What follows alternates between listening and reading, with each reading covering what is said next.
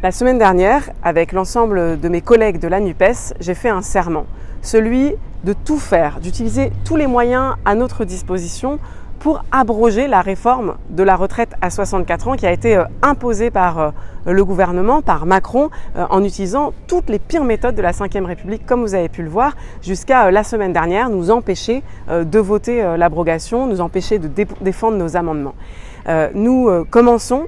par tenir cette promesse aujourd'hui en votant une motion de censure initiée par la NUPES et en permettant à l'ensemble des parlementaires de se positionner. Nous les avons interpellés, nous leur avons dit « Est-ce que vous serez du côté de ceux qui disent que le Parlement ne peut pas être piétiné ou est-ce que vous accepterez les méthodes que nous avons vues à l'œuvre ?» Alors évidemment, LR s'est couché, on se retrouve avec une motion qui ne passe pas encore, mais on a bon espoir aussi que dans d'autres circonstances, notamment avec Liot, avec De Courson qui a lui-même dit qu'il pensait que le temps du gouvernement était compté,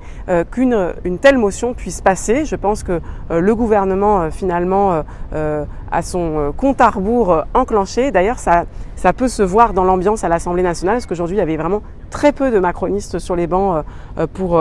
soutenir Elisabeth Borne et puis on sent qu'ils tirent la langue un peu à chaque texte parce qu'ils perdent des amendements, ils perdent des votes, ils sont en difficulté et même la semaine dernière ils ont perdu même des textes en début de semaine. Donc ils sont en difficulté et nous allons continuer à batailler.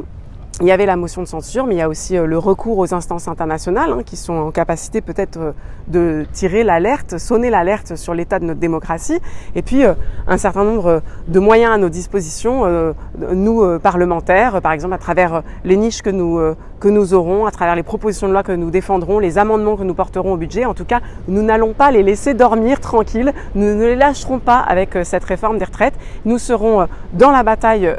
au niveau du Parlement et nous serons évidemment dans toutes les mobilisations pour les augmentations de salaire, contre la retraite à 64 ans et pour notre démocratie.